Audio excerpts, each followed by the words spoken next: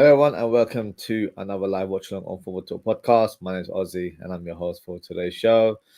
We are set to witness Brighton versus Liverpool in the Carabao Cup 4th round. As I can see on the screen, the teams are getting ready to take kickoff. But before we do, let's quickly review the game, or should I say, review the lineups for this game. So for Brighton, you've got Steele in goal, which was as expected in the back four. You got Kadioglu playing left back. That is the role that he's actually playing for Turkey, and that is his primary role nowadays. But he has been played a bit more advanced, but today he's playing at left back. Then you have Igor Van Heck in the centre back position, and you've got Lamptey back in the lineup. Then you've got Moder and Wafer in the double pivot.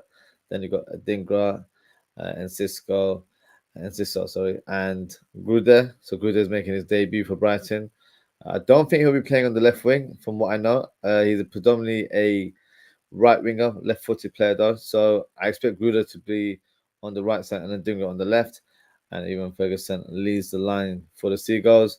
For Liverpool, Yaros starts the fixture. Slight surprise. I thought maybe Calero just got another game under his belt, but it looks like Arsenal wants to rotate the squad quite heavily, which is fair enough. And then you've got Robertson in the lineup, and you've got Kwanzaa, Gomez, and Conor Bradley, who makes his return to the team.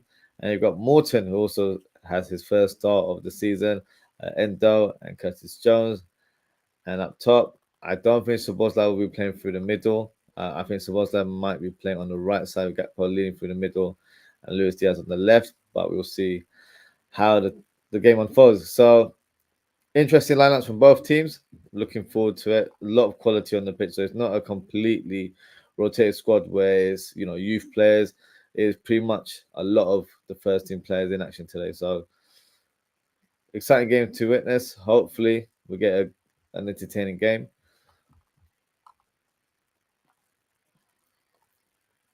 I can see team getting ready now.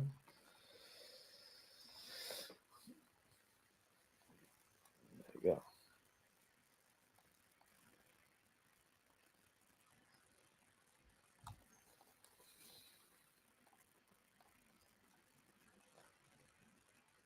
There you go.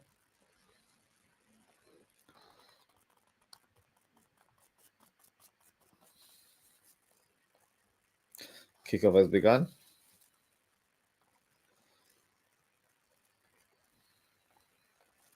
Just got a few comments here from Steve. Big up Steve. He says, "Let's go, champ. Let's go indeed." And he says, Dom, Diaz, or Gakpo playing as a false number 9. I'm intrigued by that as well, Steve. I would have predicted Gakpo to lead the line and maybe Szoboszlai play on the right. He has played on the right wing before in his Red Bull Leipzig days, so it wouldn't be a unfamiliar role for him. So let's see how the game unfolds. So as it stands, it looks like it is Szoboszlai through the middle with Diaz on the right-hand side and Gakpo on the left. So interesting, because in my match preview, I did suggest that we'll play. Well, one of my suggestions was that I'd like Arsenal to play Diaz on the right because I wanted Salah to be rested, and unfortunately, Chiesa is not available for this fixture, so it would have been a good one for Diaz to play on the right side. I feel like out of all the attackers, whenever Salah's not available, he does generally have more impact on that wing. So it does look like he's playing right wing, but I didn't realize Szoboszlai was playing as a false 9. So it's very interesting to see how that tactic is deployed. Szoboszlai So he'll definitely have a free role today, playing in the middle. Conor Bradley the cross. Oh, just over Robertson's head. Gakpo retrieves the ball. Tackled there by Gruder. And then Steve has also said, Robo starting again, Adingra. I'm going to cook him again. Let's hope not. Let's try and stay positive. But yeah, the last fixture, Robertson, not pleased with him at all. Tuve, he's had a bit of an on-off season in terms of his level of consistency. But yeah, I have a feeling that maybe Robertson is starting today because Arsenal wants Simicast to start. Simicast, sorry, Arsenal wants Simicast to start this weekend against Brighton in our Premier League fixture. So yeah, so that's something that we could see happening. Maybe a bit of squad rotation there. Maybe it's been not communicated, but maybe it's come across that the first choice left back has been switched. It's maybe Simicast is the first one on that left side now. So we'll see how it goes. And then Steve has also said, I'm worried about Gomez, Constant playing together. No leaders there. Might be a bit of a roller coaster with two as in the back pairing. I think Gomez will provide that leadership in that back line. They have played together in the past and they've looked okay to me. I wouldn't say they've looked poor. They look pretty solid. So I'm expecting it to be the same today. It's just that obviously with Joe Gomez, as long as he's able to be consistent and not making erratic decisions, it'll be fine. But yeah, I'm confident as you can be with a centre back pairing that don't play a lot with each other. But yeah, I think they should be fine, to be honest with you. Steven says, I'm looking forward to Endo more to pairing together. I'm excited to see both players, to be fair. Endo hasn't had much of a run out, which is a shame. And Morton, I've seen a lot of clips of him over the last couple of years for his, from his loan spells at Blackburn and Hull City. And he's looked like he's really grown in the last couple of years. So it'd be good to see how he's developed. So yeah, it'll be a good test for him, a good way of seeing, if he is ready for the first team, because he's still regarded as a squad player. So if he shows a good performance today, he could certainly be an option that we can consider and someone that we can rely on if required in the future. So yeah, interesting to see how both do today. Steven said, I'm glad. Trent Groundberg, no Trent Groundberg in the squad today. Both in the rest, 100%. There was no way that I wanted.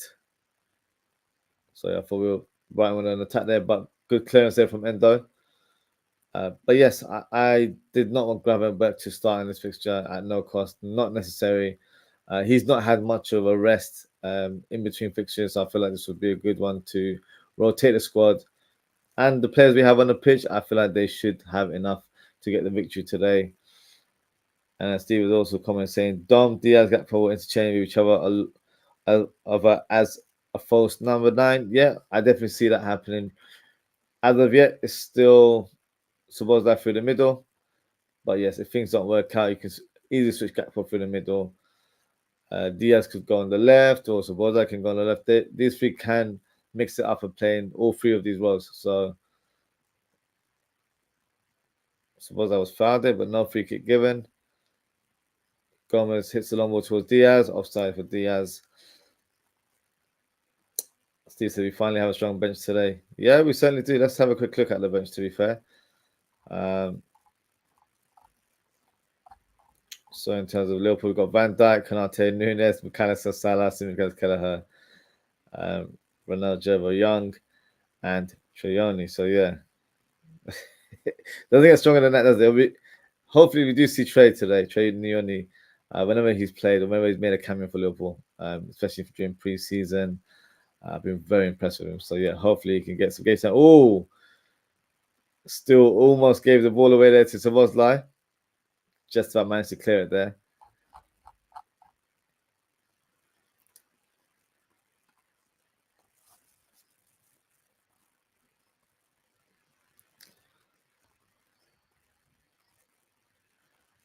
And lovely ball to Gakpo.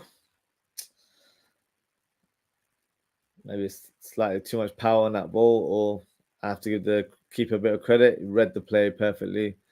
Lamptey attacking the right flank. Good clearance from Endo. Gives the ball away, unfortunately. Free kick to Liverpool. Steve is saying Bradley will struggle tonight after his injury. I'm not actually sure what injury he had. It wasn't really communicated in public what the injury was. I thought it may have been something, maybe some personal issues. I wasn't too sure in terms of why he wasn't available last 2 weeks, but I think he'll be okay, to be fair. If, we really have to switch it up, we can always shift players into his position, but I'm sure he'll do a decent job today. Jones as a cam, he will cook. I hope so. I'll be honest with you, I prefer him in that double pivot. I feel like he's more controlled in that position. And I just don't feel like when he plays that number 10 role, he definitely doesn't bring what Sabozai brings to the table in terms of that tenacity and the way he presses. Because Curtis Jones is good at pressing, but I don't feel like he has the sort of the high intensity way of playing the way Sabozai does. Sabozai is very energetic, has a great engine on him. I don't think they're the same type of player when it comes to off the ball. But it'll be interesting to see how he does. Definitely a role that I feel like he can blossom in the team. But I feel like I do like him in a double pivot, which I know a lot of fans aren't a big fan of. But just look at that Chelsea performance. He was phenomenal in that game. And then Steve also says, I'm hoping Mac don't come on today. He also needs a rest. Yeah, he does. To be fair, I don't think he needs a rest, personally. I just feel like he's a bit off form. So I actually wanted him to start in this fixture just to find a bit of rhythm. But no, he's on the bench. Whether he comes on or not remains to be seen, but we'll see as the game unfolds. And I've got a comment here from Abdul Rahim. He says, Hi, Ozzy, assalamu alaikum. Walaikum salam to you, Abdul. I hope you're doing well. Thank you for your comment. And then Steve says, I would play 4-2 with Jones at the base, with Dom on the right, then Gakpo up top. At this stage, I feel like this is probably a decent setup, to be fair. It can easily be switched where, if the false nine of Szoboszlai is not working, play Gakpo through the middle. He has played there for Liverpool before. And Luis Diaz on the left, Szoboszlai on the right, or Luis Diaz remains on the right, and Szoboszlai can easily play on the left. He has played in that role for a number of times in his career. Curtis Jones on the ball right now. Tries to flick it past Lamptey, but cleared away by Brighton. Comment here from Steve says, need Diaz to protect Robbo when they attack. Well, Diaz on the other side this time, so it's Gakpo that will require the protection for Robertson. Looks like it's good there, so it'll be interesting to see how he plays against Robertson today. His first start for Brighton. But we'll see. A lot has been said about Robertson, that he's done, and we need to pursue another left back. Some fans even say in January. I don't think that is the case. I still feel like he does have a lot to give to the team. But I do agree. I do feel like we do need to find his long-term successor because I feel like age and the amount of running he's had to do over the last few years, especially under Jurgen Klopp, has caught up with him. Gakpo through on goal, but it's offside. All of that hard work he's done over the last few years is catching up with him. So it's only right that Liverpool find the next left back to come in, and then I feel like Robertson can still do a job as a squad player, in my opinion. But then you have to question, what does that mean for Tsimikas? Does that mean Tsimikas is going to be sold, or what? Because I feel like if we are going to get a long-term successor for that left back position, one of the two players mentioned have to depart. So we'll see. We'll see how that goes in terms of the future. But yeah, let's just hope he's able to get to grips with the game.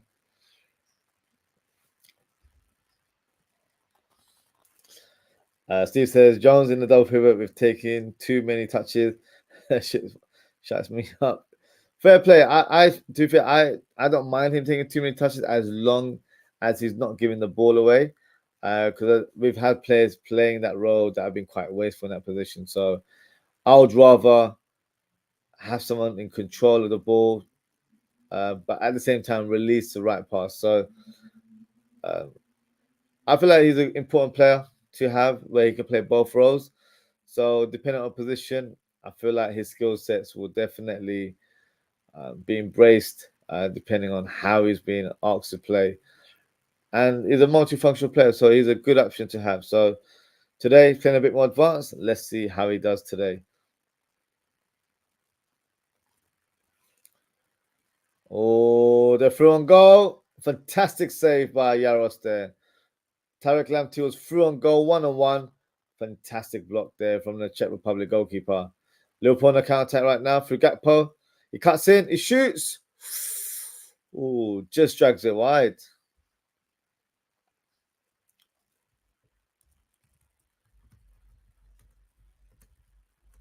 Oh, fantastic save from Yaros there, who's alert. He's onside. The man we're talking about right now, Robertson, kept him on side there.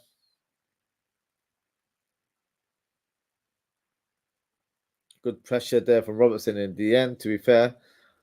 But I feel like the keeper did enough to keep himself composed and look like a bigger presence than what he probably is. And that probably led to Lamptey just shooting it straight at him.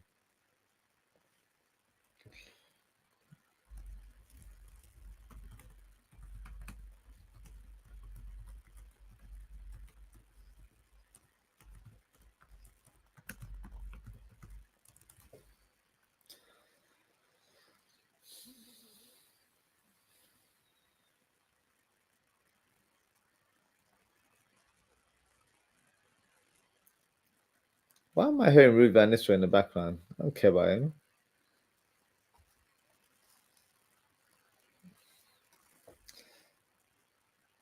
Steve says Robbo been done since 2022. Yeah, some have said that to be fair.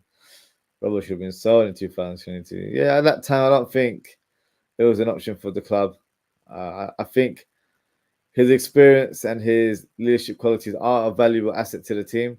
That's why I wouldn't mind him being a squad player next year if we were able to recruit a top left back or an up and coming left back, the one that has high potential to really excel in the team. So we'll see. Who is the better player, i.e., Robbo or Simicas? It's a interesting question. I do feel like defensively, Robertson is the better player. However, he has dropped a bit of speed over the year or so. But even still, I do feel like Robertson's a better defender. In terms of running and driving with the ball, I'd give it to Robertson. I think Simicas edges him in terms of technical ability. So his crossing and passing range, I think Simicas is better. So it depends what you want in your left back. But if you're asking me in terms of what I would do next summer if Liverpool were to pursue a left back, I'd probably keep Robertson and sell Simicas. But I feel like this question I'm always going to flip flop because I feel like the more games we play this season, and I feel like if Robertson's form deteriorates and we really feel like, he's done, like you mentioned, he's done a couple of days ago, but if he's really done right now, then it might be worth selling him and then bringing in another fullback with Simicas, as a backup or challenging for that starting role. So it's an interesting debate, but I think it's an answer that I can say definitely more towards the end of the season. So I can have an overview of how Robertson has performed this season. Because right now he's having a bit of a sticky patch where he's not doing great. But that happens. That's part of the game, isn't it? So you can't, completely dismiss him of like a few poor performances. But and a lot of fans have already, said that they don't want him here. The more they're even thinking, or they're saying that he should be sold in January, which I'm not too sure about that one, but we'll see. Oh, Adingra tries to go past Bradley. Nutmegs him, but fair play to Badri. He's managed to claim the ball, try to make a clearance off the Brighton player, and has got a goal kick for Liverpool. Good play there from Bradley. Got beaten, didn't take it, as a negative effect. He kept on going and made sure he made that crucial block, and that's exactly what happens. A good play there from Conor Bradley.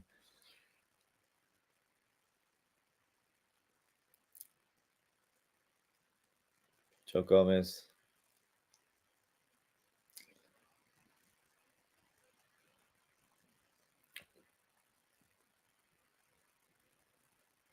Gruda. Oh, nice piece of skill there from Gruda. Too much play there on that right channel from Brighton. Tyler Morton. Endo. Good play there from Endo. Jones to Szoboszlai. Look on the counter attack. Lovely pass to Gakpo. Oh, flashed across there towards the danger zone. Goes past to Diaz there, unfortunately. Well done from Diaz there, claiming the ball on the right side.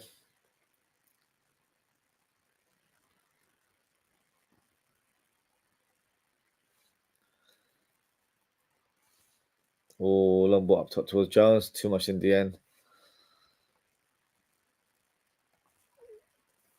Just got a comment here from Steve. You don't mind Jones taking too many touches around our box. 1 too many, and the ball is in the net. I wouldn't say not quite in the box. For me, I feel like with this new way of playing under Arne Slot, it's all about high possession football. So for me, it's more important that we're not losing the ball, giving away passes with a silly bit of play or complacency. So for me, I don't mind him having a lot of touches kind of in our half, not in our box as such, but in the middle of the park where the opposition aren't able to get from him. And when a team has the ball more so than the other team, they're using a lot of energy in terms of pressing and trying to nick the ball off you. So if John is able to play a part in tiring opposition, I'm all for it. So I feel like with Jones, he just needs to find his range of passing when he plays that in that double pivot. I don't feel like he's that forward thinking with his sort of final pass, but I feel like that's the position that he's going to grow into the more he plays. So yeah, Chelsea game, that was a fantastic example that I can always use as a reference. He was pretty much everywhere again, did everything really well. Good point attack again through Gakpo. Cleared away by Igor. And Diaz, what can Diaz do? Is he off? No, he's on. He's on. He's on. He's on. No, he didn't look offside there to me. Fair play to Bradley, kept on playing. Robertson to Joe Gomez. It's been confirmed, no VAR, which is interesting.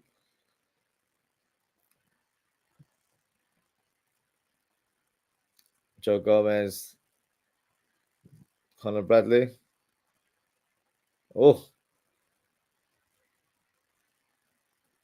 Lamptey getting blocked there by Cody Gakpo.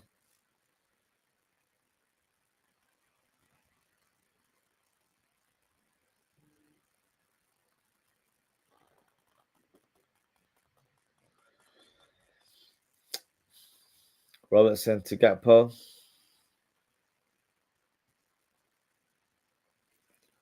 Morton.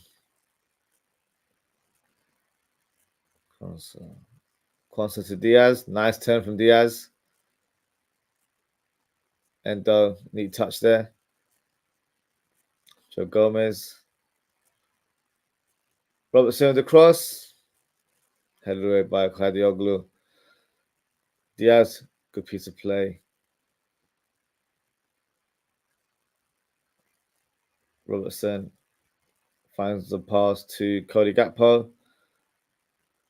It goes past Gruder.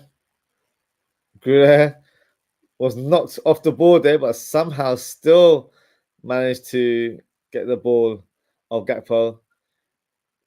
He goes past Szoboszlai with speed there, and Szoboszlai was not having any of that. Had to nudge him off the ball there. free kick given to Brighton. Yeah, that was such a lucky tackle there. He was rolling over and still claimed the ball. Never seen that before.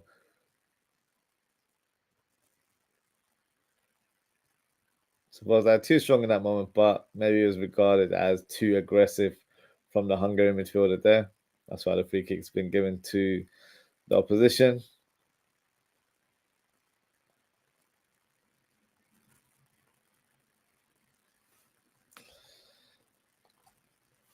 And as Steve said, Yaris is a class young keeper.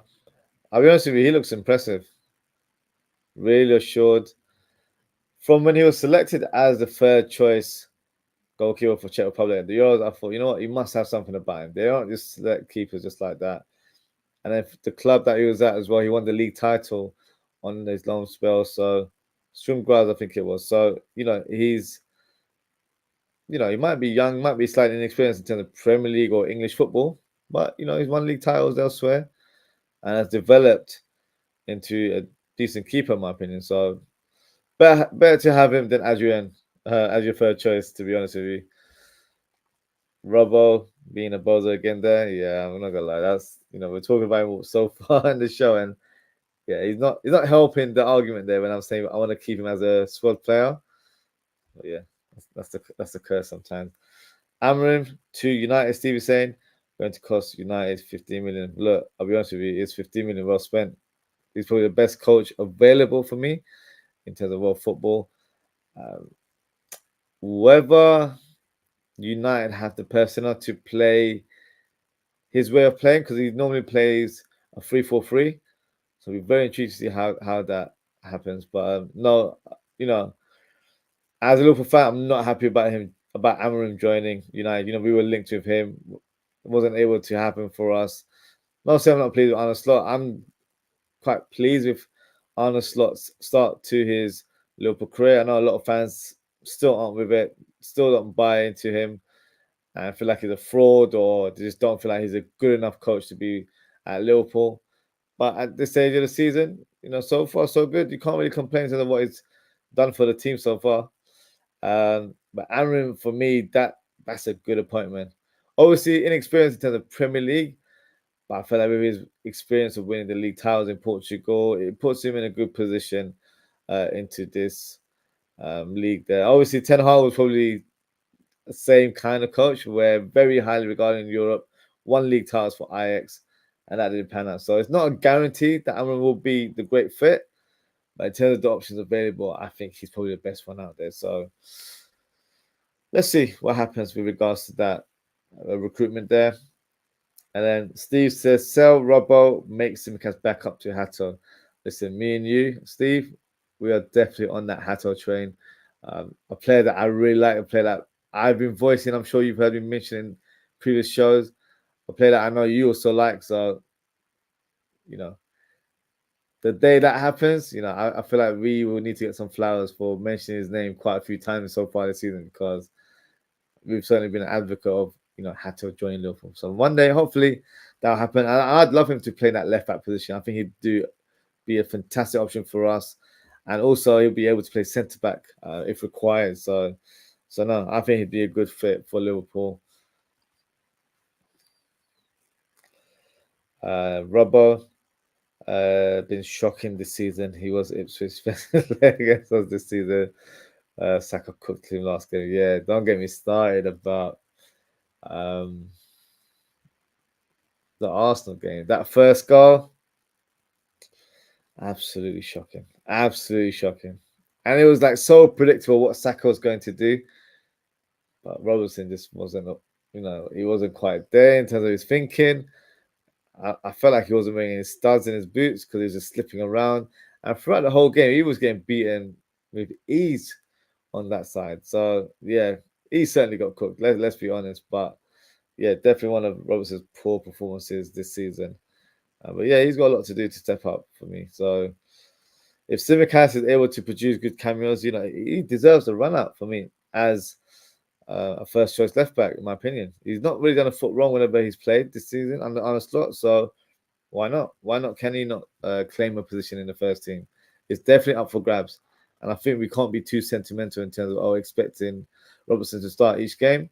If he doesn't deliver, you have to give other players a chance. Joe Gomez is an option for left back, let's be honest. So you can't rule that out going in the future. Steve says, Ozzy, looking slick today. Happy birthday. It's not my birthday, but yeah, big up yourself. Thank you for your comment there. What's your thoughts on Kier's situation?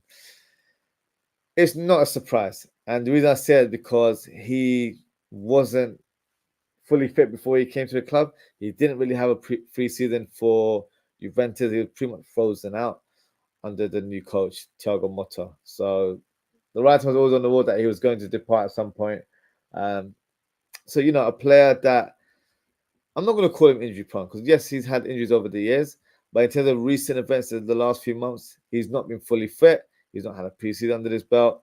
He's coming to a new league where the intensity levels are a lot higher than what they are like in Serie A. So he's always going to take time to settle in. I feel like we're probably going to see not the best, but I think we'll see him more regularly after the Christmas period. I think January is when we'll see him a bit more into the team. But I'll not mention that he shows a bit of form and then he picks up small little knocks during training, so he's still getting acclimatized to the way we play. But I have faith that he will come good. I'm not going to say he's going to be a superstar for us or anything like that, but I do feel like he's going to play a hand in terms of our tough runners in the future because we will be playing a lot more games in the coming weeks. So yeah, I still have faith in Chiesa to do well at the club. But yeah, let me know what you think in terms of that Chiesa situation. And Steve says Jones is a 1 in 10 player, a one good game every 10, not consistent effort for me. Yeah, for me, in terms of Jones is sort of analysis as a Liverpool player. I feel like he's always produced good games, but consistency, yes, totally agree. He hasn't been consistent, but in terms of an argument for him would be that he doesn't get a lot of run of games, so he's always a bit part player. So he'll play a couple of games here and then rested for a few games and then back again. So he's never been given that consistent run of games. But that's not due to form. That's also because he's picked up a lot of injuries over the years. So if he can, manage to stay fit and maintain his run of games whenever he's played upon, he could definitely stake a claim in this team. Why not? The number 10 role for me is still up for grabs. Szoboszlai, as much as I rate him as a player, he hasn't really delivered so far this season. So Elliott, when he comes back, he'll be fighting for that position. Jones will be fighting that position. So you've got 3 players there that could definitely make a stake in the team. And if they produce admirable performances, they fully deserve to be in the team. So as it stands, I still think Szoboszlai gets the edge on both players. But I think in some games it will suit to have a Jones, or it will suit us to have an Elliott, depending on what type of style of game we're playing. So yeah, everyone will have a part to play for me in this team.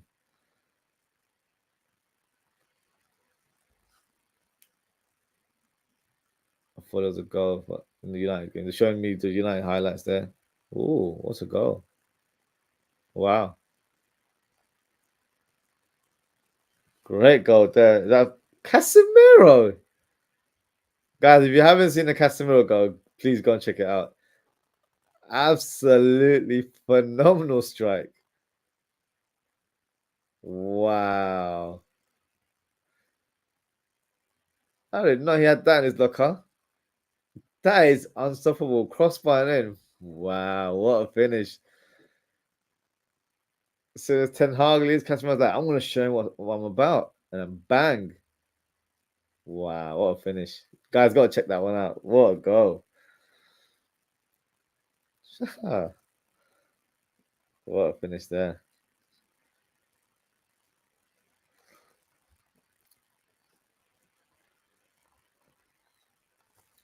Steve is saying,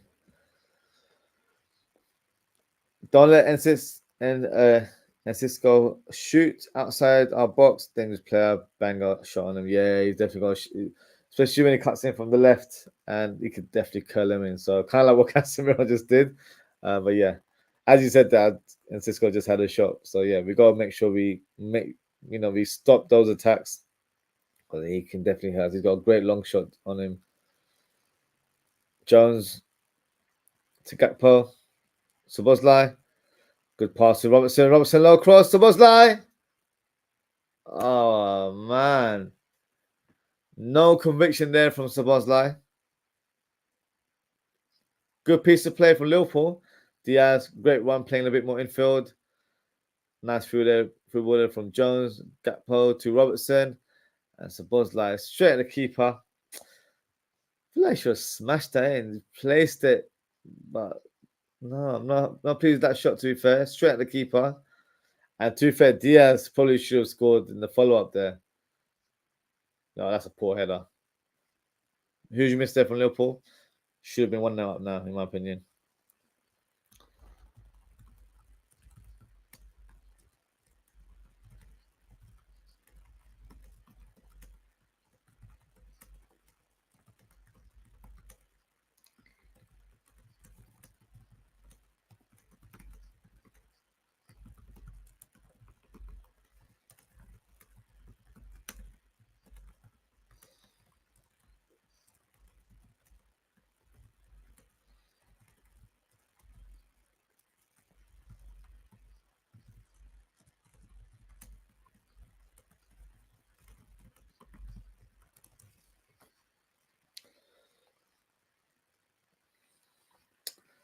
I'm not enjoying this format with Sky Sports Plus, where they're showing the other games. Steve says, if Amron joins United, we need FSG to sign Suleiman Hoyland from Sporting. Yeah, do you know what? Hoyland's a great shot. He's a player I mentioned, I'd like to say at least 18 months ago, a couple of years ago. Yeah, it would have been about 18 months ago. Yeah, so I did a transfer show, I think, last year, March, and I was covering players I felt like would definitely enhance. And he wasn't even a Sporting player at the time. He played for Leeds, I think it was.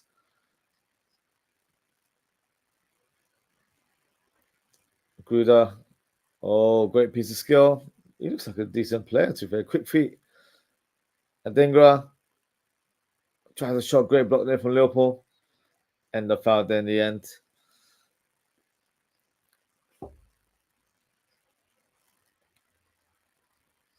But so far, defensively, we've been solid. It's up top. We just not had that conviction in front of goal.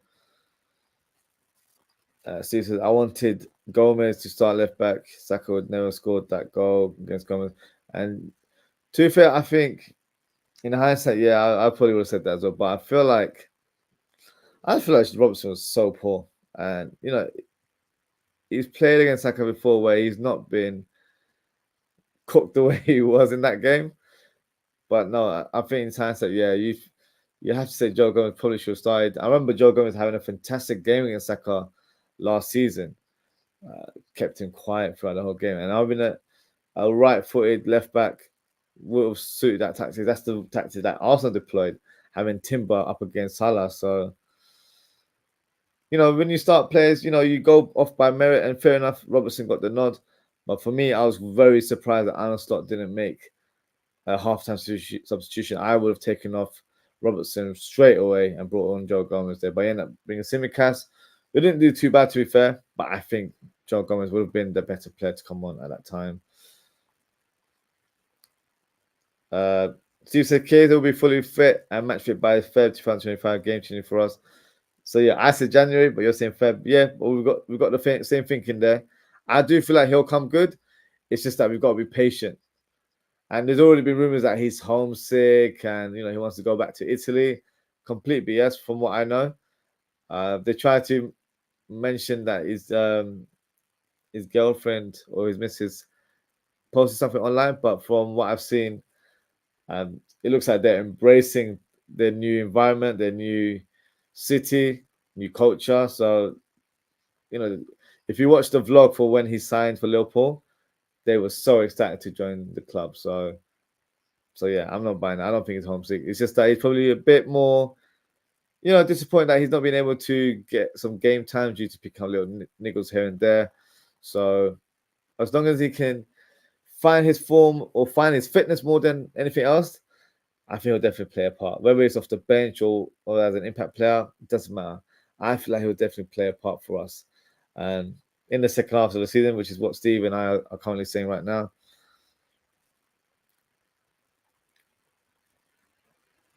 Just got a free kick here from Brighton.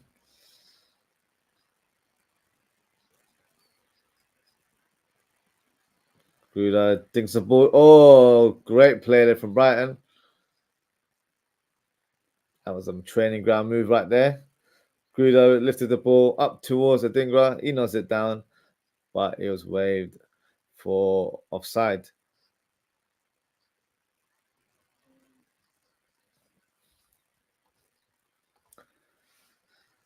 See, the comment, it says Saudi buy LFC, good or bad? So I might have to do a show on this one because it is a interesting topic. But as of yet, there's no real concrete evidence. So if this was something that was in the pipeline and there's strong speculation about this, I'll definitely do a dedicated show about this. But some fans aren't gonna like what I'm gonna say. I'd welcome it only because I want my team to win. It's as simple as that. And I know a lot of people will say, in terms of the way Saudi, the laws are in terms of how they treat females and all that stuff, or they just treat people in general in terms of labors and all that sort of stuff. It's done in an unethical manner. Yes, definitely can't argue with that. But it's a country where the laws are different, the culture is different, the way of living is different. So just because it's not how we align ourselves in the Western world, you can't just completely say, they're wrong. Every country is entitled to run the way they are. So much is going on in the parts of the world where, people are getting killed every day, but no one seems to be saying anything about that. So it will be hypocritical to say something about Saudi, that they don't, allow women to do certain things and all that kind of stuff. There's a lot worse happening in the world where people are getting killed left, right, and center. So, slightly off topic, but yeah, that's how I feel in terms of a world political view about Saudi. But in terms of my club, having owners from Saudi where the wealth is going to be unlimited, let's be clear, that will allow my team to sign players that we all dream of, that will be a bit more realistic options, and that will help us challenge for titles and win silverware. And I know a lot of fans are like, well, that's not the Liverpool way. The Liverpool way is, for us to be hardworking and all that sort of stuff. But then we have no right to complain about FSG then we got to just stick it on and be like, you know what? We're hardworking, aren't we? So FSG do business the right way. Then we should have no cons with FSG. I have issues with FSG because they're not ambitious as business owners, and they don't really invest in the team, in my opinion. So that's my viewpoint. So I would not be against it. And I know a lot of fans will completely disagree with my opinion. But hey, this is why we're here. We're here to express our views. And that's my view right now. Steve says, Casemiro, great goal. Offer him a new 5-year deal now. Definitely. Why not? Ineos, get that checkbook out. Give him a 5-year deal. He would be sensation for you guys over the years.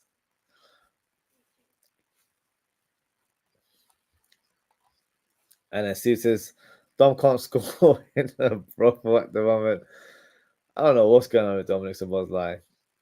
Like shooting was his main trait as a attacking player, and he's just not finding it at all. So I definitely think it's a confidence issue, but he needs to discover it or buy some new boots or do something. Because playing in this position that he's playing, where he's got a little bit more license to roam around, I feel like he needs to be a bit more clinical in front of goal. And it's not like he doesn't have chances during games. He creates a lot of shots for himself, but he needs to convert them. That's the difference now. But maybe he's one of those players. Once he gets one, the confidence will grow. So hopefully today is the day where he can find himself a goal and then pick up some form going forward.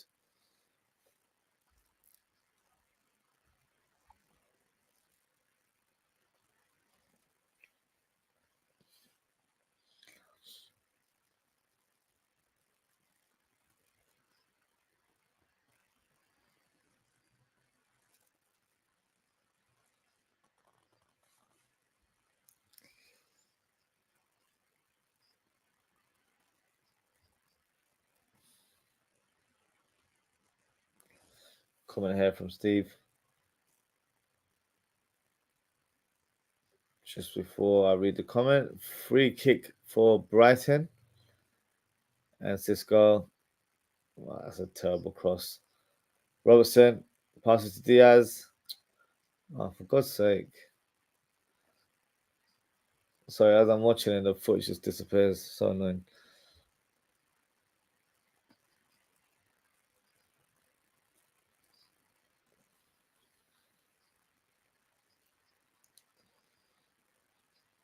Brighton on attack for Gruder.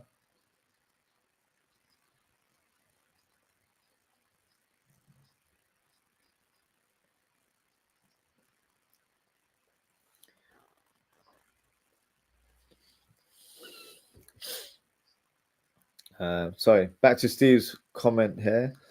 Plan for Chiesa, start giving him 15 minutes game time from start of December and slowly increase his minutes every game by end of Jan. With fully match fit, start Feb. Yeah, that sounds like the plan for me as well. That's a good plan there. I think December will see him play. I feel like for the next few months, it's going to be small cameos here and there, finding his rhythm, finding his way in terms of adapting to the intensity and the speed of the Premier League. And then once he's a bit more geared up, he'll be able to start more games. But yeah, I agree. I definitely feel like he will have a part to play to our season. And then Steve says, what's your thoughts, views, opinions on access selling weapons to Israel to kill innocent men, women, and children and stand a child criminal charge of money laundering? Yeah, it doesn't look good. Obviously, with these guys being associated with Liverpool Football Club, Axe obviously, you know, pretty much own our not own our, but they're named our training complex. So no, of course, you see my sign up there, Free Palestine. That will always be my viewpoint. So obviously, I'm disgusted when I hear things like that. But unfortunately, we live in a world where businesses, and I'm saying Liverpool as a business because you know it's still a football business. A lot of these things aren't always considered in terms of you know having a bit more empathy in terms of world affairs. And unfortunately, that's the world we live in. As normal individuals, you know, you can do so much. You can protest, you can boycott certain brands, and you know, AXA wouldn't be a brand that I'd purchase in any shape or form, and that goes with Standard Charter as well. So I always ensure that I do my research in terms of brands and to where they stand with regards to Palestine. Because if they are supporting Israel, for me, I'm boycotting them, and that is something I'm trying to do. Um, Obviously, it's very difficult because in terms of the public knowledge that we have with certain companies, you don't know where their stance is. But having said that, you know, you can only do so much. And for me, I try and do as much as I can. If you follow me on Instagram, I try to bring a lot of awareness about the situation. You know, we see it online, but I feel like some people are either living in a rock or they're just not fully educated about the situation. For me, it's something that you know is something that hurts me seeing it on a daily basis in terms of what is happening to the people of Palestine, and it's getting worse and worse. So obviously, free Palestine all the time, and yeah, I just pray that things get better and they are able to live a normal life. Because right now, that's not the case for them. But yeah, so that's my viewpoint there. Obviously, never co-sign anything that comes to harming or killing innocent men and women and children. So no, definitely not on that board. Um, I can see it's half time now. So what I'll do, I'll just quickly read Steve's comments and then we'll be back Very shortly, I'll have a quick short little break, and then we can discuss the game a little bit. Maybe talk about tactics in terms of who I'd bring on in the second half, and yeah, we'll take it from there. So Steven says, "Don't playing for his country. He's on love hot, and scores." Yeah, I feel like he's just given a different sort of respect. You know, when it's for your country, I feel like he feels that responsibility for representing his nation there. So look, there is a player there. I know a lot of fans are like not with it. I know there's a player there. I've watched him at Salzburg. I watched him at Leipzig. He's a quality player. He's just not finding his rhythm right now. So I would say let's be patient with him and hoping he will come good in due time. And then Caesar, I think we need to bring on the big gun second half to win this game. Salah Nunes. We'll touch on that when I return after the break. And then your last comment here is, what's the difference between Saudi human rights issues and AXA? Standard Charter issues, we have certain LSC channels, certain fans. We're in our fan base, okay, with AXA, Standard Charter at LSC. That's the thing. You know, I feel like, 1 second. What a goal from Leicester City. What's that player's name? Oh, Kanouche. What a goal for Leicester City. Posting in. Oh, yeah, our game started earlier, didn't it? Okay, fine. I was thinking, why is it 32 minutes? Yeah. But sorry, back to your comment there.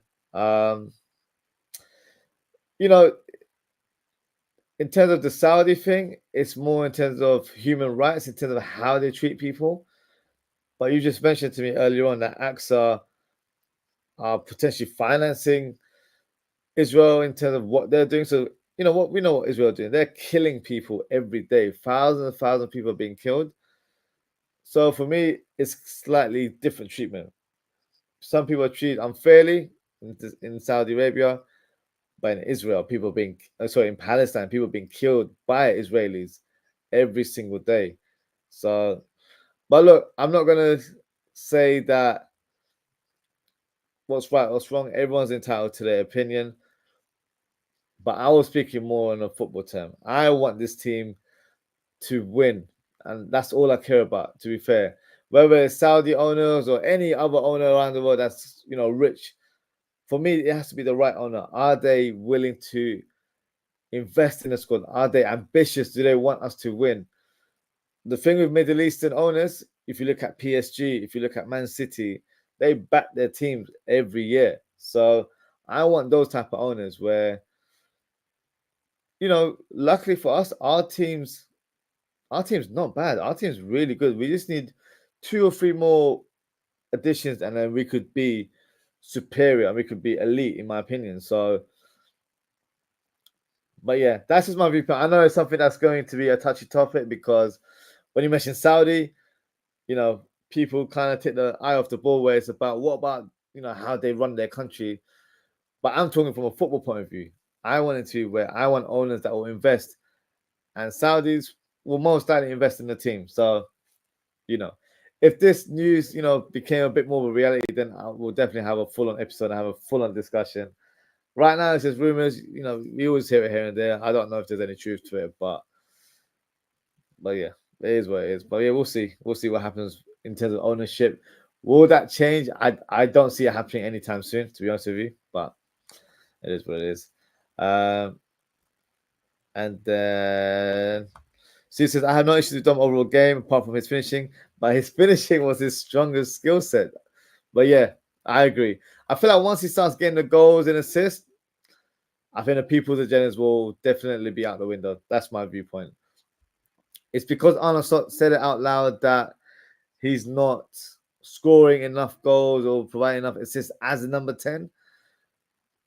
And it's something he needs to work on. I feel like that's put the spotlight on Szoboszlai even more because he's not playing as an orthodox number 10.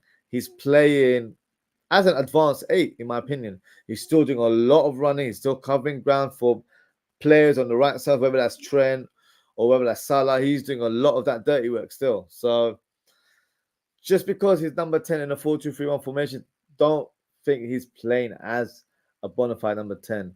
He's playing as an advanced midfielder. That's how I'm labeling it as. So for me, yeah, a lot needs to be done in terms of people's level of patience. We have to buy time with Szoboszlai.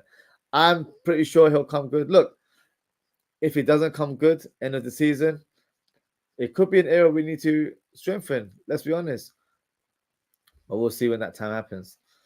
Steve says 2 bangers. Excuse me, 2 banger goals in the United game. Yeah, I'm watching it right now. That Leicester goal was a fantastic strike from El Khanous. Very, very good goal there. Hakeem Adams says, big up, Ozzy. Big up, Hakeem. It's been a while. Hope you're doing well, my friend. Steve says, F Israel Zionists and their Western allies, i.e. USA, UK, France, Germany, China, Russia, Iran, will free Palestine.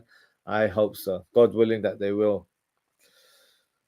Steve says, a few goals and assists from Dom and his game will take off. Confidence is the key. There we go. Spot on. That's exactly what I've said, Steve. I think it's more so finding that rhythm, finding that goal and assist. And I feel like the viewpoint of a fan will completely change. But his confidence will grow as well. So I totally agree. I have to be patient towards that. I think he will come good because he's got everything in his locker to be a top player for the team. So I couldn't disagree more. But what we'll do now, I'll take a quick short break. I won't be too long. And then we will have a look at the lineup, see what personnel can be brought on in the second half. We've got a very strong bench. So, yeah, won't be short of options there. So, yes, I'll be back very soon. And, yes, we can continue our discussions and watch the second half together. So, I'll see you guys very shortly.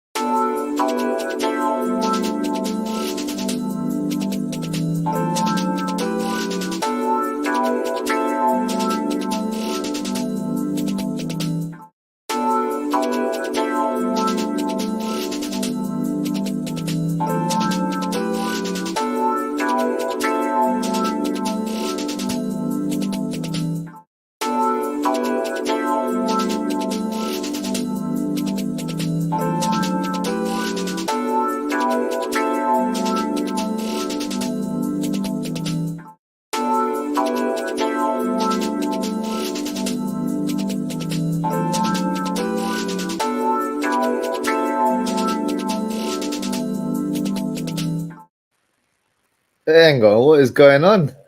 I didn't even realize the second half started. Started the second half with a bang. Gakpo scoring absolute worldie. I'm here all watching the Man United game. I'm a little bit annoyed I missed out. What a finish! Wow. That's one way to start the second half, right? I need to change the channel because it seems to have switched for me. So, that's annoying. But yeah, what a goal from Cody Gakpo.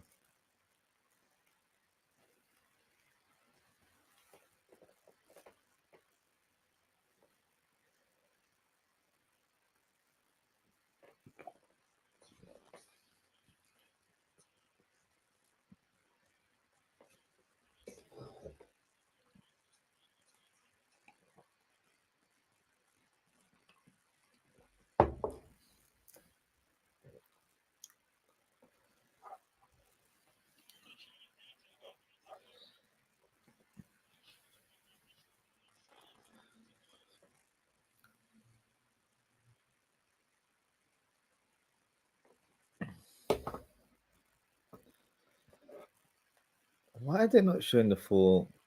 I'm so confused. Sorry, guys. I'm still trying to find the channel. I've got Sky Sport Plus, but I can't seem to find the Liverpool game, which is really strange.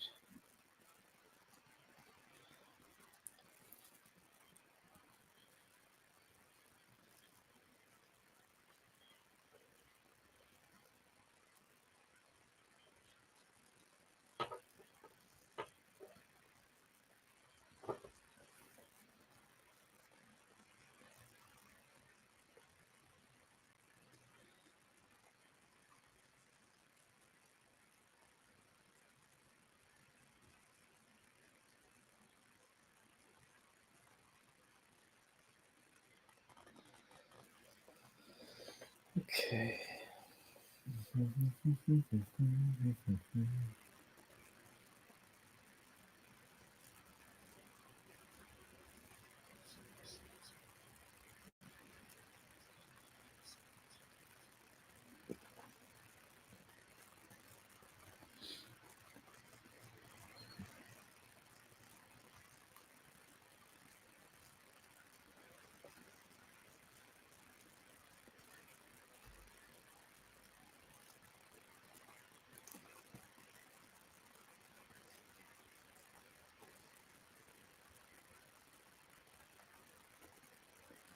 There we go. I'm not gonna lie, this Sky Plus stuff, I'm not with it. I just missed the goal because they pretty much overshadowed the game because half time. And they even show me the goal. Ridiculous. Oh, Ferguson almost equalizes for Brighton there.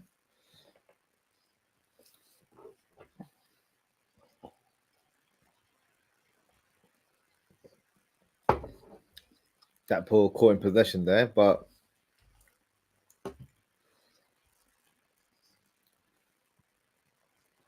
you know what? Wow, what a save from Yaros for that English shot. I missed that one, unfortunately, but yeah, what a save.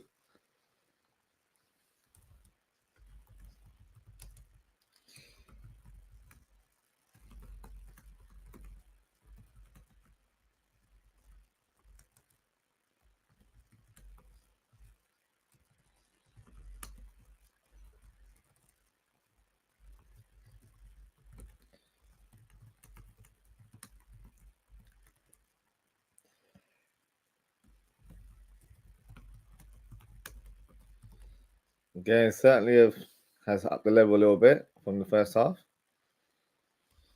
What was everyone made of Matt Weaver?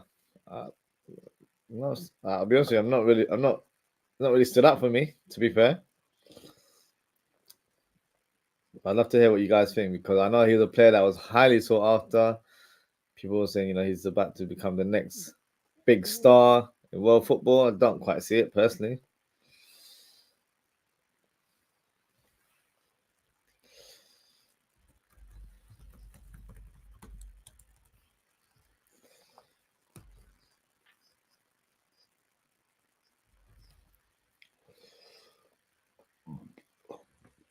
And Ciso, I've been calling him the wrong name all this time. I've been calling him Enciso. Enciso.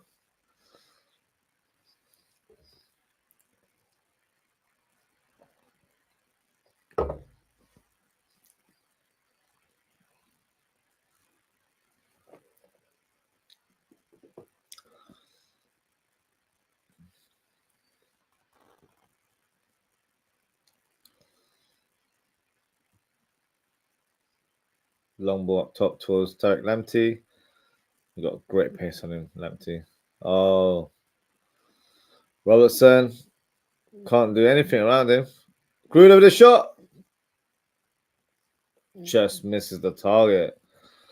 Brighton are definitely applying the pressure on us right now.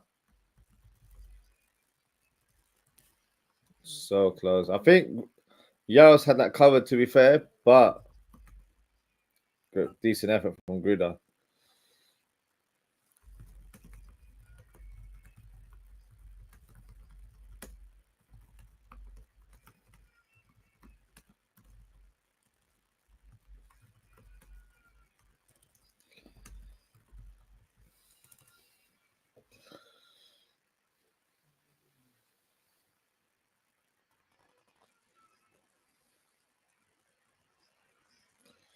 Wow. Tottenham winning 2-0 against City. Nice goal there from Sa.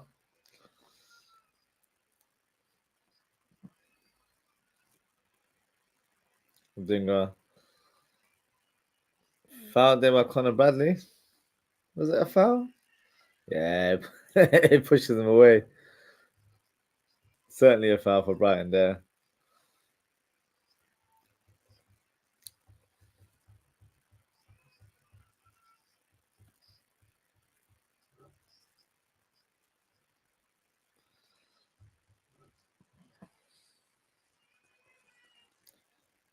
Sensiso with a free kick.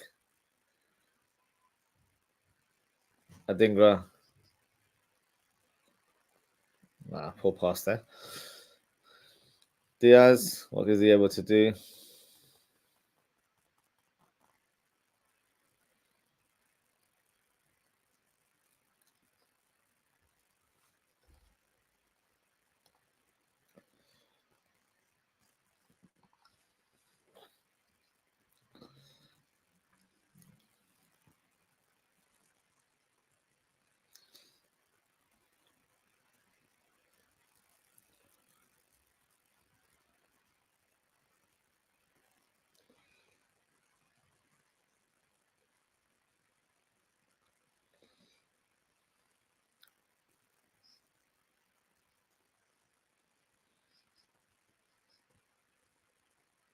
Modo the cross. Oh, Yaros had flipped that ball over the bar. Yaros has been impressive so far this game. Really liked what he's produced on the pitch.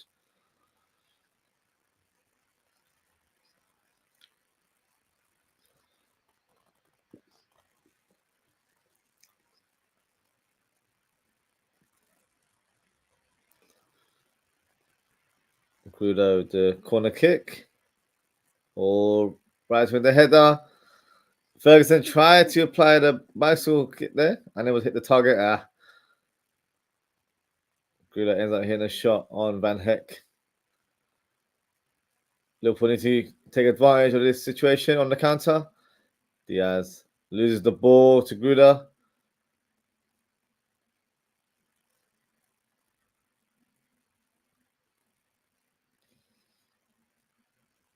Diaz made the clearance.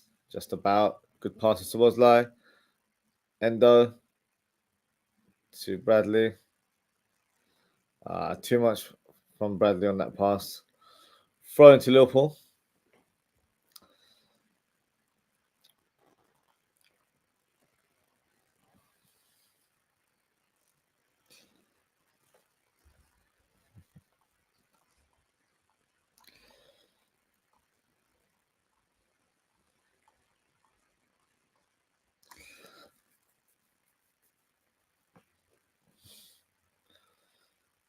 I think Liverpool get the second goal.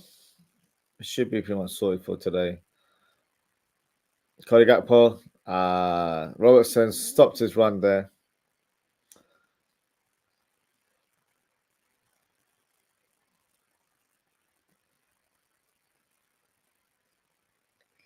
Good pressing in from OZWRLD on Van Heck.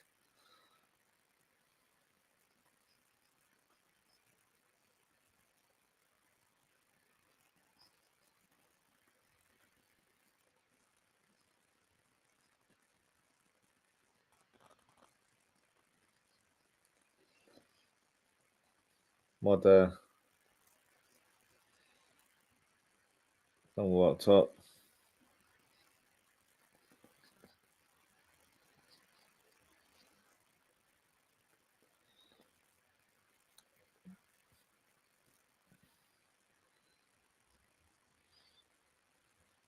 Let's have a look at the goal again. Cody Gakpo cuts in. Woohoo! That goal was phenomenal. Gets better and better the more you watch it. Wow. Pure venom on that shot. Love it. He had curl, he had speed, had fizz, he had everything. What a finish there from the Dutchman.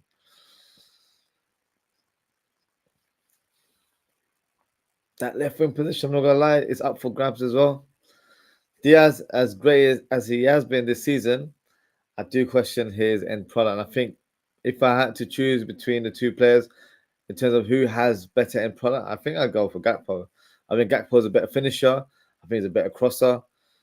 So for Gakpo, it's just about playing at a consistent level where some games he's 6 out of 10, but I want him to be 8 out of 10. So it's all about consistency for Gakpo.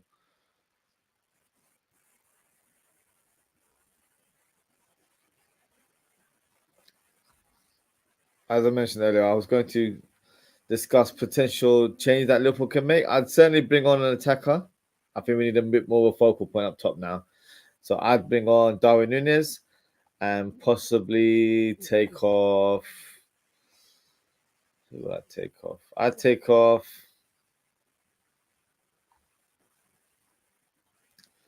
Curtis Jones. I think Curtis Jones had a bit of a quiet game in my opinion. So I'd take him off and then revert Szoboszlai back to his number 10 role. And good tackle from Bradley on Dingra.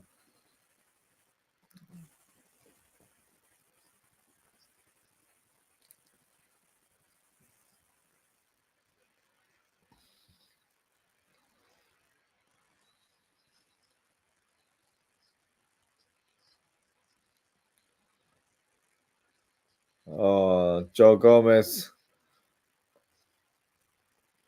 fouled there. Referee said no, and Joe Gomez was fuming. I actually think that was a foul, to be fair.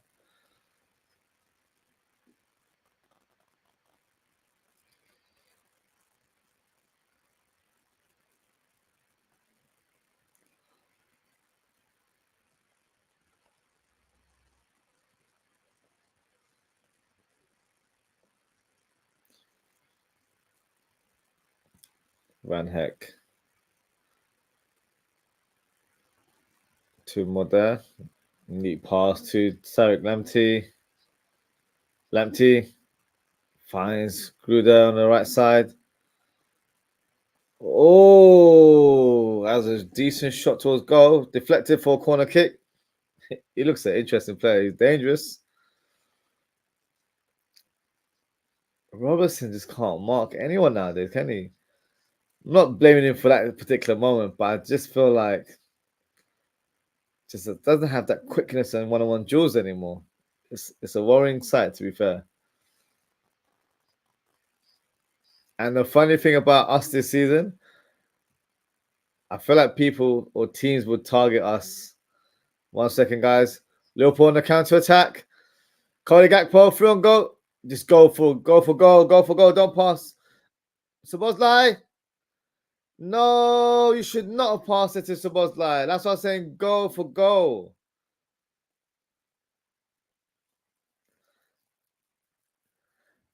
I knew Gakpo was going to pass it there. He had to be a bit more of a killer, be selfish in that moment. Szoboszlai with that first touch didn't look confident that he was going to finish it at all. I knew it as soon as that first touch happened. That goal would have just given us a bit of a safety blanket. We wouldn't have to feel the pressure.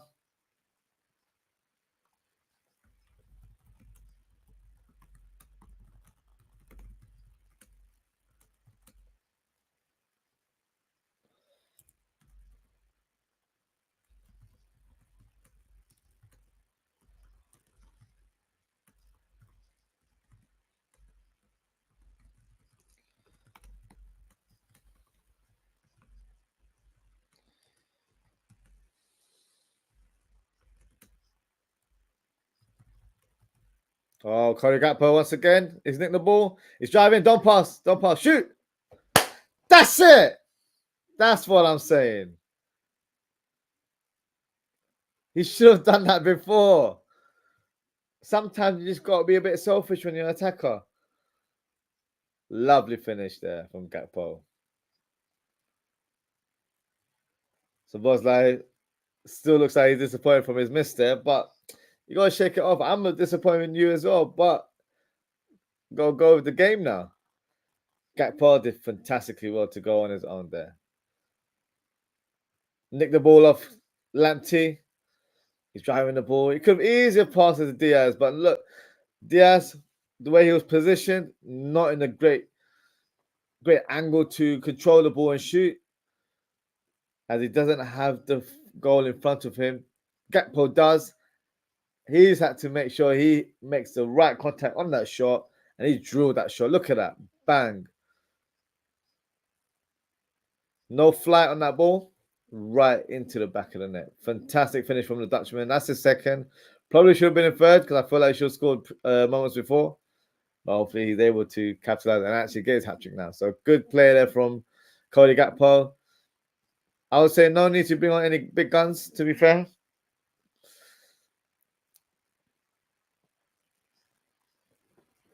I was thinking of mentioning McAllister. Just have someone a bit more in controlling in that middle of the park. And Trey Nyoni is coming on as well. Good sight there. Good to see.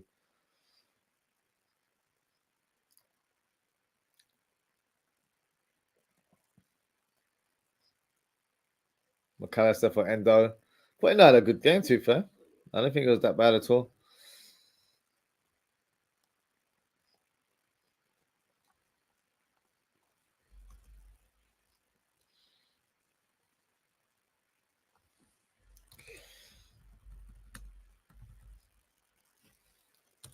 Liverpool attack once again. Szoboszlai, good turn there.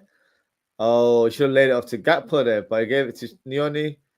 Cody Gakpo lifts the ball towards Conor Bradley. Diaz with an outrageous shot there. And I mean that in a negative way. Completely sliced it off target. Conor Bradley, I'm not sure if he's trying to go for goal there. No, he just pretty much tried to knock it down towards Diaz. And Diaz got that execution completely wrong.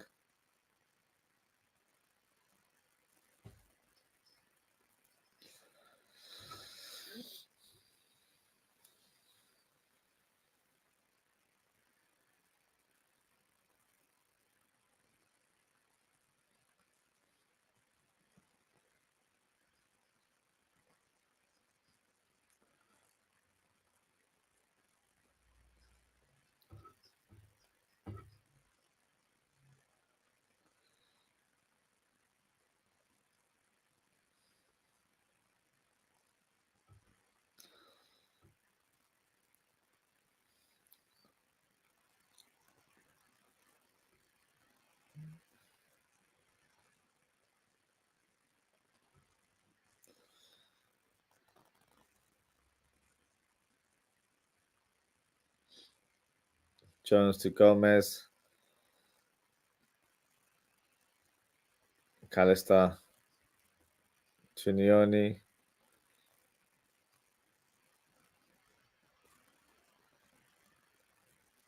Good play there from Nyoni. Jones to McAllister. Liverpool playing with less urgency, which is right. You need to manage the game now. Robertson on the left side brings it back to Gakpo. It's got to keep possession now. Jones to Gomez. Gomez is towards line.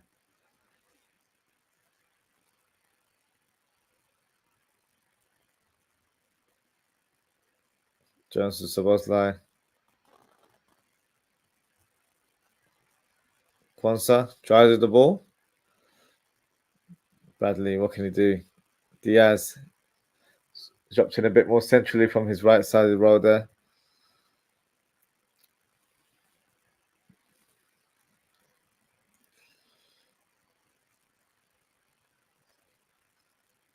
Lovely pass there from Joe Gomez.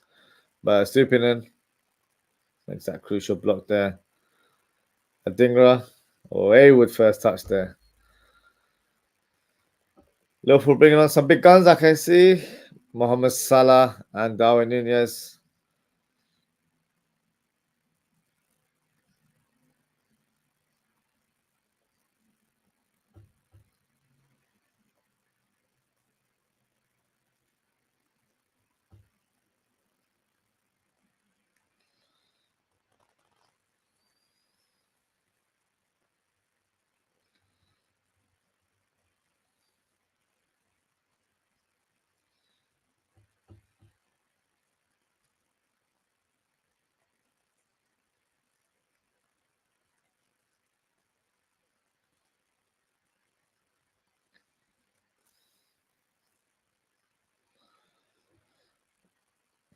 Luis Diaz.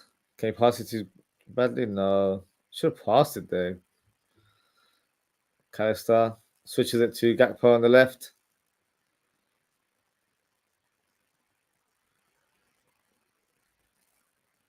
Joe Gomez.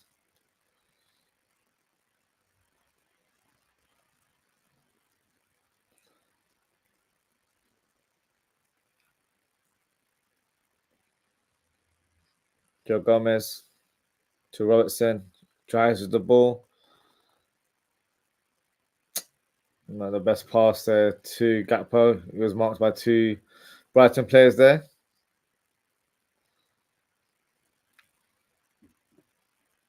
We should see who Salah and Darwin Núñez are going to replace. My guess would be Diaz and Curtis Jones.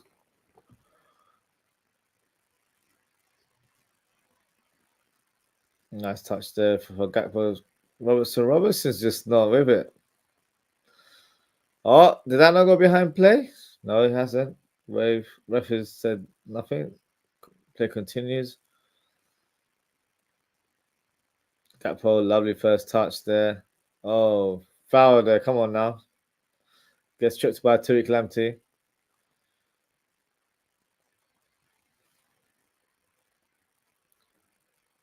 Oh, is Gakpo being taken off? Gakpo's not pleased about that one, especially because he's on a hat trick as well. I feel for him.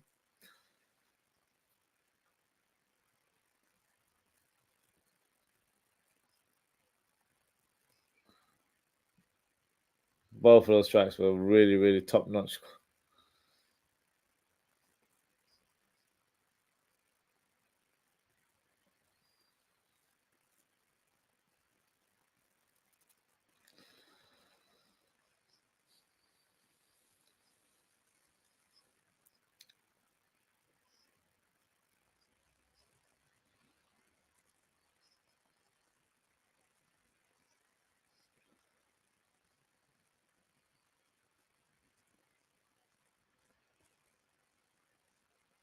Wilson the free kick. Joe Gomez. I needed Joe Gomez goal, but wasn't to be there. Adingra on the counter for Brighton. Oh, he cooks Bradley there. Fair play to Robertson. Makes that crucial clearance. Otherwise, that would definitely have been a goal.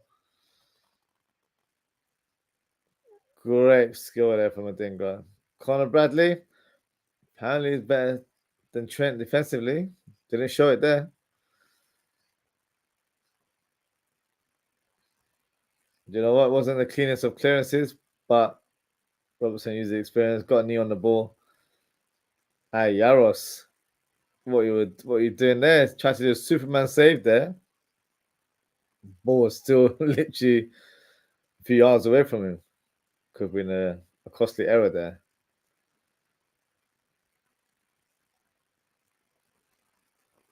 And Siso, a few step overs there. No, that's not a foul. That wasn't a foul.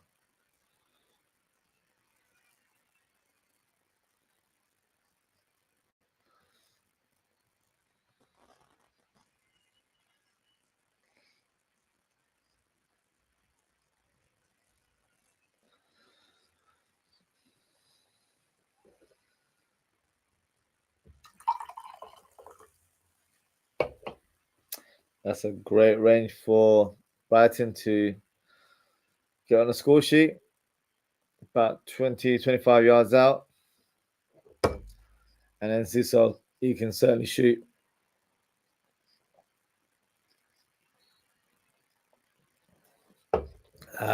Poor free kick there from Brighton. And Siso hit a low, poor free kick. Should have done much better there.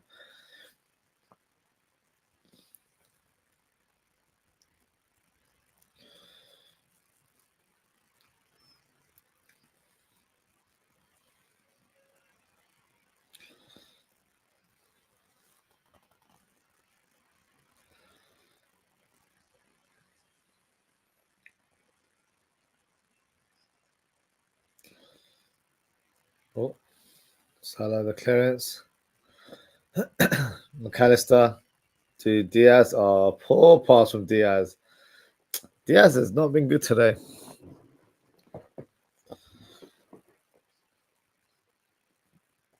Adingra.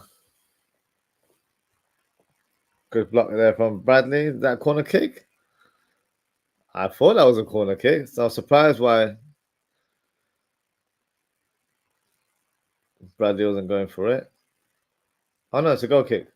My mistake there.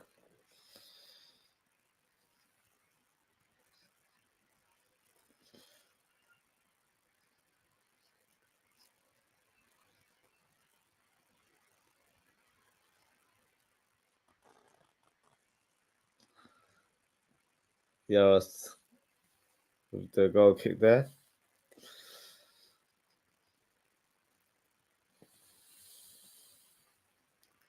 No, no foul.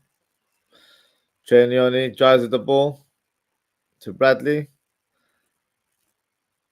Tries to find Darwin Núñez. But the bounce ends up getting to Diaz. Good pass from Diaz. Trenioni, shoot! Oh, so unlucky there from the youngster. I like that confidence in that play there. Touch, control, got half a yard, took a shot. It's unlucky to finish it. Unfortunately, it's gone wide, but very unlucky there. Good effort from the youngster.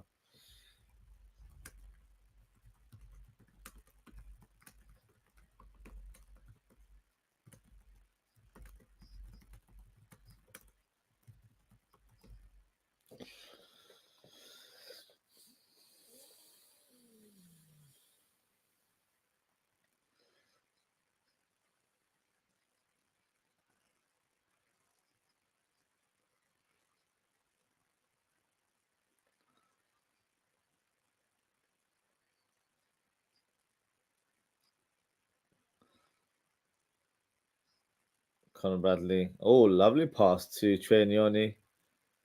Oh, good pass to Darwin Núñez. Diaz gets on to the end of the ball.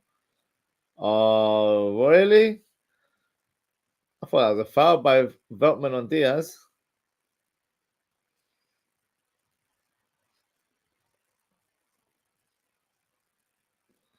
Mitoma, who's just come off the bench, drives the ball.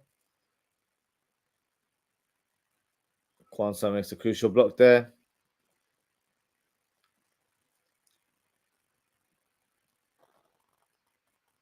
Nah, it would have been soft to be fair.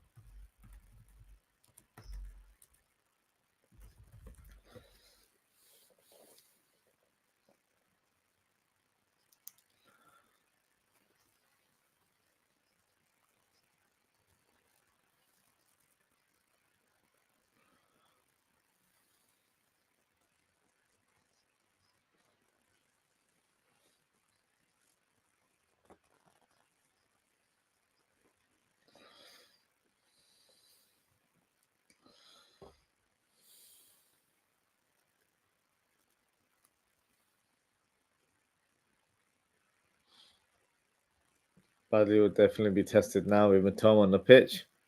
No, it's not a foul there. Goal kick to Liverpool.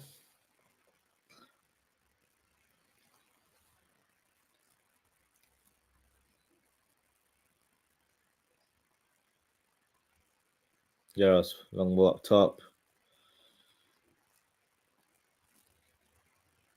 Darwin Núñez, poor touch there.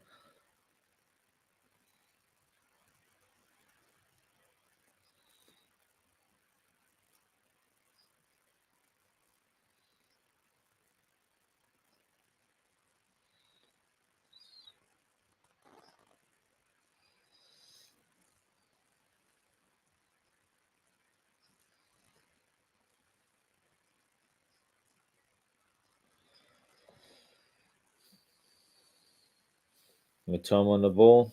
Stripping with the cross. Oh, Lamb. That a Dingra? I think that was a Dingra with the shot. Didn't get a lot of power on it.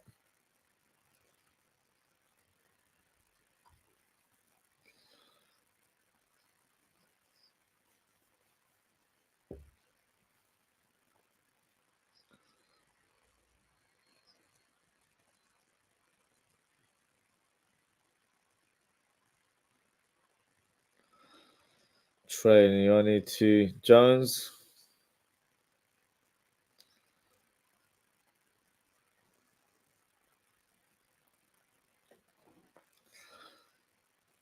Robertson drives the ball.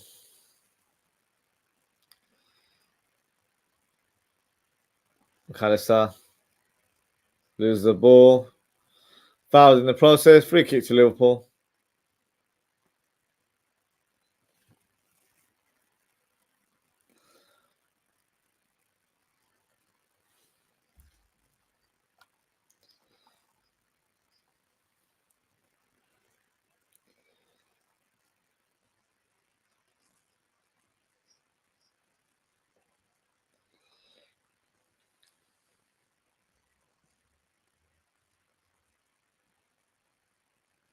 Kwanzaa back to the keeper. Oh, risky play there from Morton. Oh, sorry, not Morton. McAllister. Oh no.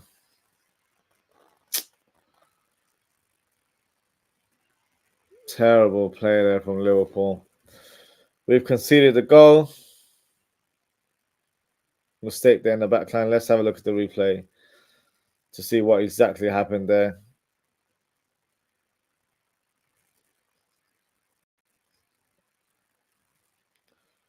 McAllister to Kwanzaa. Kwanzaa. Poor touch there from Kwanzaa. Ferguson had a shot, saved by Yaros, and it didn't go on with the follow-up.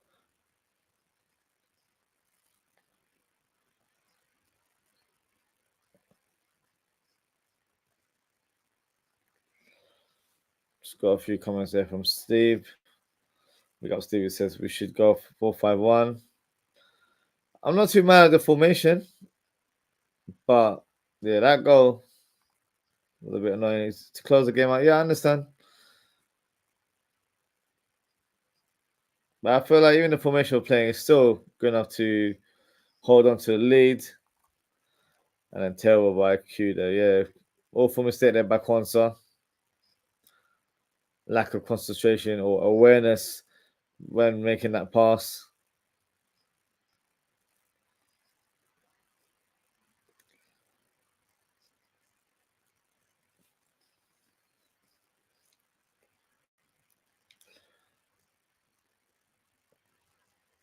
No.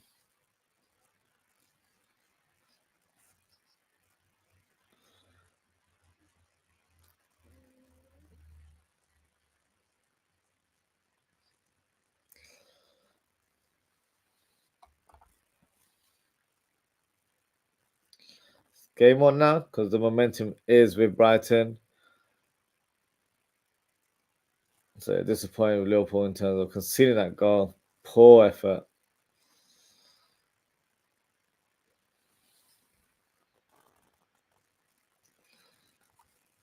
Steve says, play 4-5-1, close the game out and hit them on the break to finish them off. As it stands, it kind of looks like we are playing a 4-5-1 because I can see Downey up top a little bit more further up. And you got the rest of the midfield forming behind him. So it's kind of like a 4-5-1.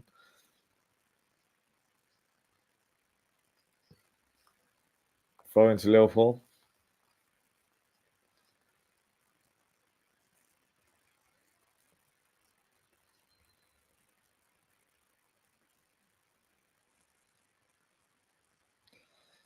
Leone, good touch.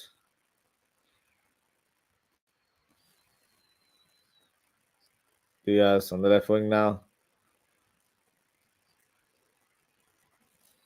Robertson finds himself in a more advanced position.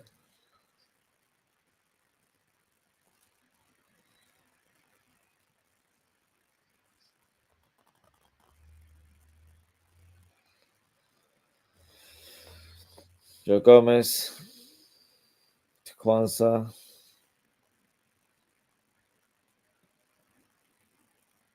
Salah.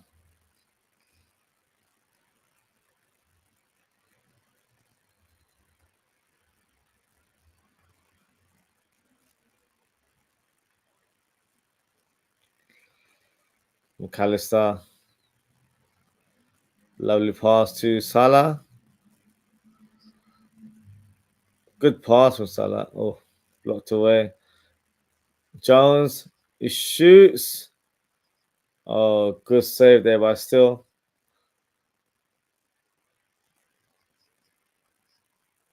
Diaz. He shoots. And it's a goal. Luis Diaz manages to get the third goal of the game for Liverpool. And that should hopefully seal the win for us.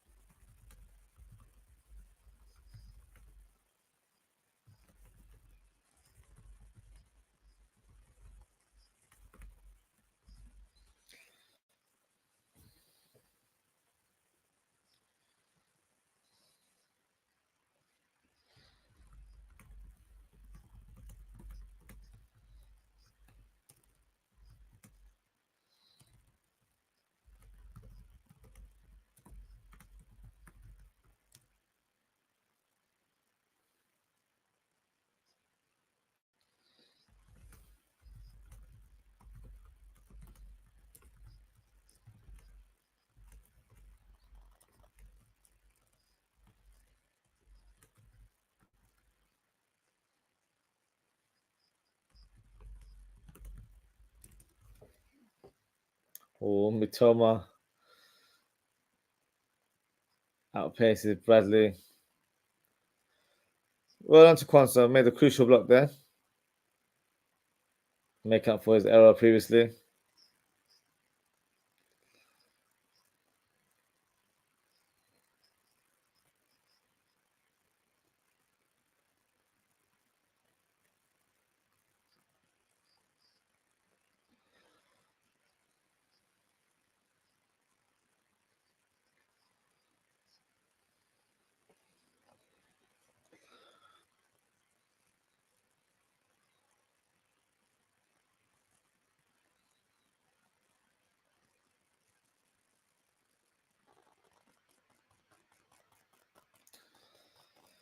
Mitoma.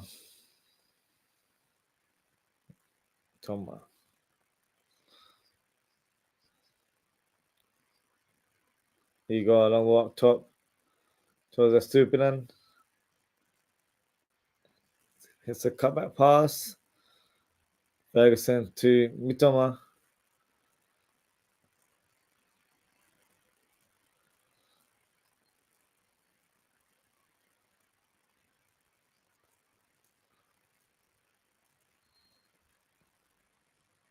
Diaz tries to nudge Lamptey away. But free kick given to the Seagulls.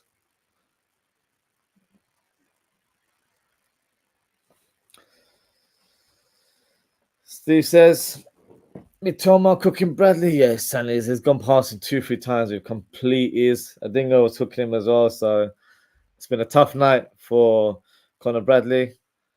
And as I said, we are still too open. Close the game off by 4-5-1. Keep the ball, not run the clock down.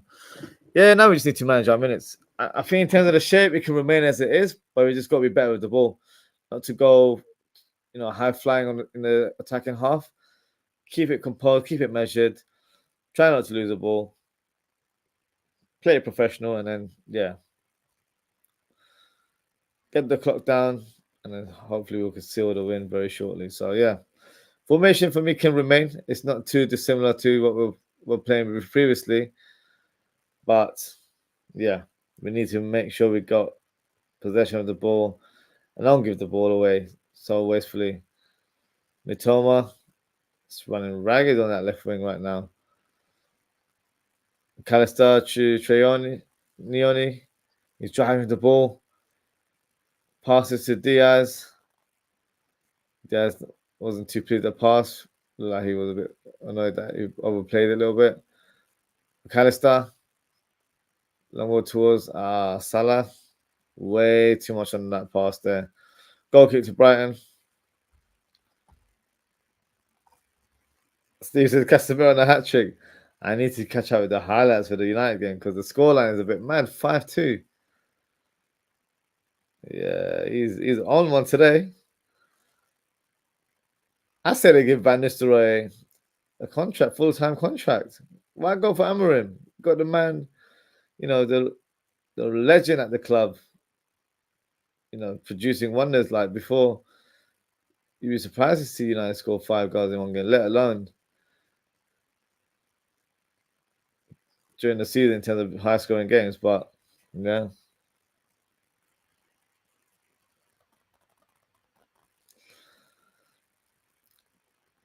Lamptey, the shot.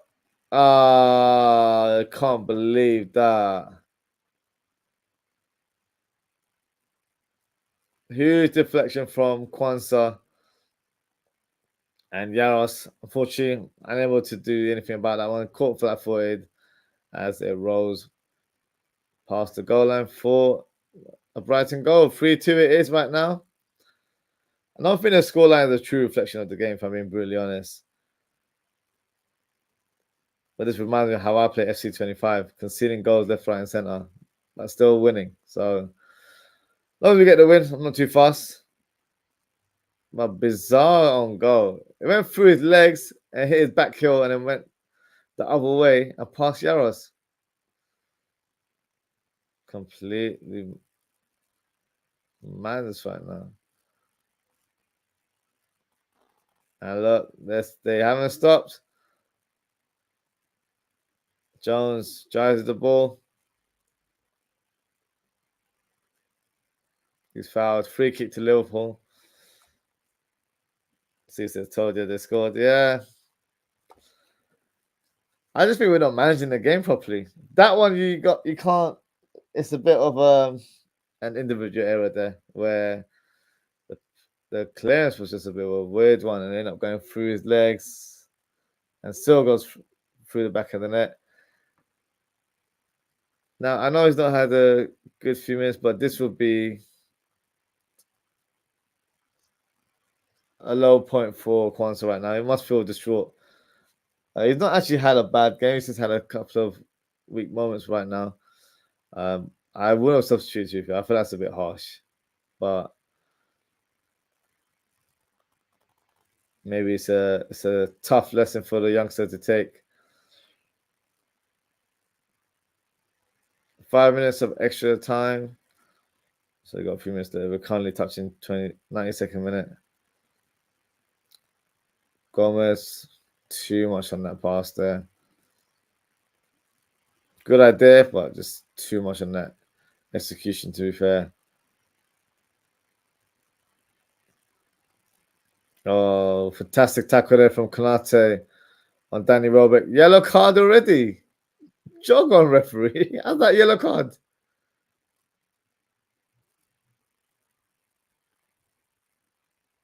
They're both holding into each other. It's a foul. Don't get me wrong. I'm not disputing that. No yellow card. Come on. The guy is literally just come on. Not sure about that decision there from the ref. Supino with the cross. Konate with the clearance.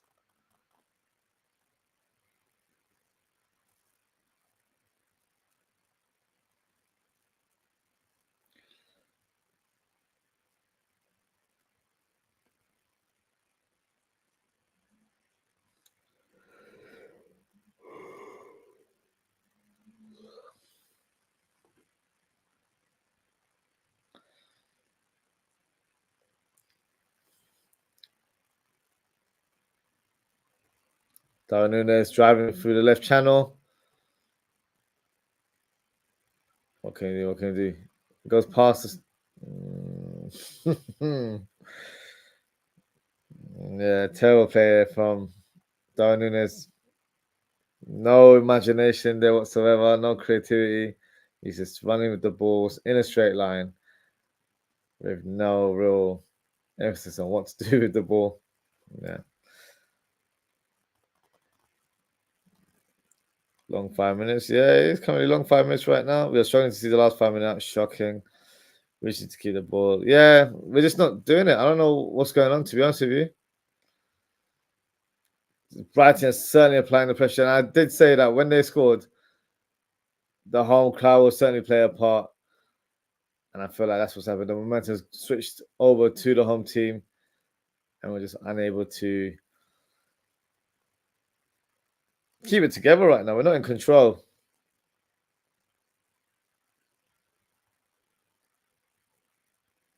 "94 minutes play, 1 more minute remaining."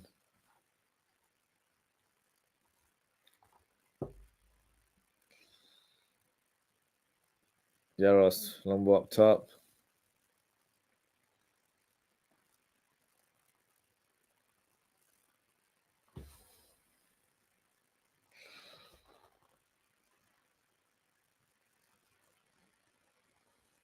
Jones to Robertson.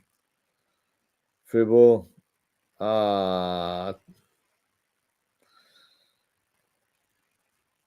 Pass wasn't bad in my opinion. Diaz just read it wrong. Before he had more space to make that turn. As soon as he realized he knew that ball was gone.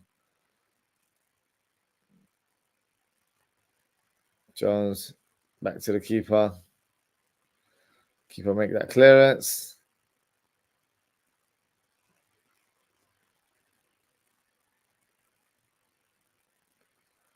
Konate.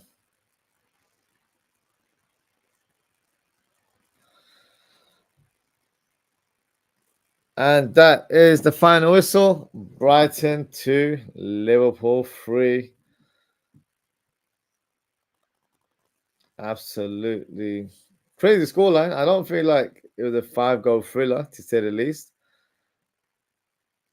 Considering, most of the goals all the goals came in the second half. So, but look, overall, despite the 2 goals that we conceded, I actually thought it was a good performance. We were comfortable until the latter stage of the game. Brighton got their first goal and then a bizarre own goal, in my opinion, from Kwanzaa.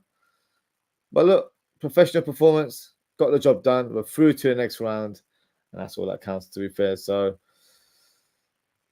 yeah, big up to everyone. Big up to Steve and Hakeem with the comments. Appreciate your engagement as always, guys. And Abdul Rahim as well. If you haven't already, please don't forget to like, comment, share, and subscribe to the channel. In terms of upcoming shows, I'll be doing one in about an hour. So 10:30 p.m. UK time, I'll be doing a match reaction. So I'll just do a quick review of the game and then I'll present my player ratings. It's also a calling show as well. So if you'd like to come on and have your say, a link will be pinned in the live chat. So feel free to come on, express yourself. Let me know what you thought of the game. So that show will be taking place in over an hour's time. So thanks to everyone as always. Take care, stay safe, and I hope to see you all in about an hour or so. Goodbye.